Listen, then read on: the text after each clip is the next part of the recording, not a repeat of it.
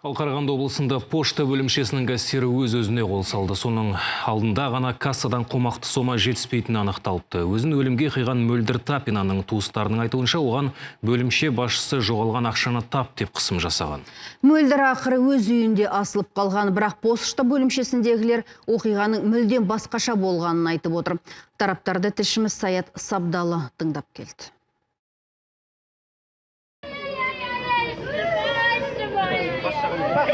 30 жастағы Мөлдір Тапина өткен жұмада өзіне қол салды. Марқұмды мәңгілік мекеніне жіберген туыстары бәленің барлығы поштадан келді деп отыр. Себебі онда жақында 2 миллион теңгеден астам қаражаттың ізім ғайым жоғалған анықталған. Күдікке бөлімшеде бас-аяғы 2 ай ғана жұмыс істеген жалғыз кассир осы Мөлдір ілінген. Келген комиссия мүшелері көрмедім дегеніне қарамай қыспаққа алған дейді туыстары.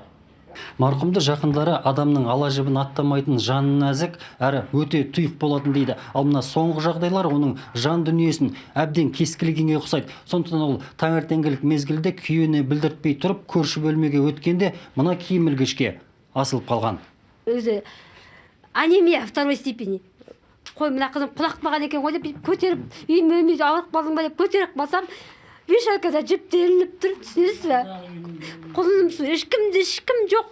Айғайсап сол бетімен қызымды отырғыза салдым, далаға бірақ жүгірдім, күйеу бала тұрып келді, мама не болды? Айттым, Мөлдірге неге қарамайтын, сасқаннан асыланға айғайсап. Табиғатынан сырын ешкімге айтпайтын Мөлдірдің кейінгі кезде қатты күйзеліп кеткенін жары да байқаған. Денсаулығына байланысты демалыста жүрген оны қайта-қайта жұмысқа шақыруынан күдіктенген ол бірде артынан іздеп барыпты. Не болып қалды дедім осы. Мөлдір айта алмады, маған дір-дір етіп тұрды.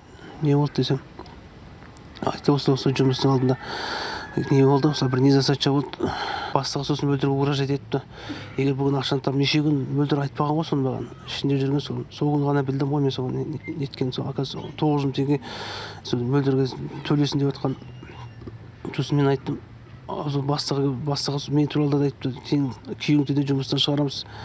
Артынан сотта сығып жібереміз, жаңа ақшаны бүгін салмасаңдар күйеуіңді де жұмыстан шығарамыз. Ал пошта басшылары ақшаны Мөлдірдің алғанына шүбә жоқ дейді. Мұнысын банкоматқа ақша толтыру кезінде іске асырған көрінеді. Банкоматтан алынған ескі кассеталарда қалып қойған 2 миллион теңгеден аса қаражатты алып, олардың ішінде ақша болмағанын айтыпты. Мұндай жағдай жиі болатындықтан басшылық мән бермеген. Алайда қомақты соманың жоғын арнайы бағдарлама әшкерелепті. Алғашында көрмедім, білмедім деген кассир ақыры 2 миллион 100 мың теңгенің 1 миллион 200 мың теңгесін үйінен әкелген. Бастықпен барды да үйінен жарты ақшаны алып келді. Ол бізде фактически бар. Түнгі бірде мен кассирімді үйінен алдырттым.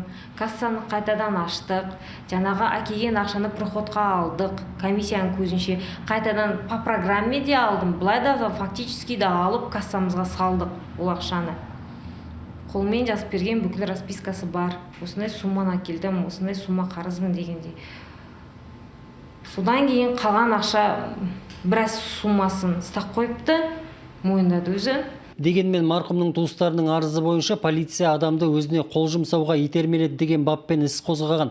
Аққаран солар анықтауы тиіс. Жалпы бұл Қарқаралыдағы бөлімшеге қатысты алғашқы дау емес. Былтыр осы жерден 14 миллион теңге қолды болып, былыққа қатысы бар деген күдікпен бөлімшенің бұрынғы басшысы мен бас кассирі шатылып жатыр.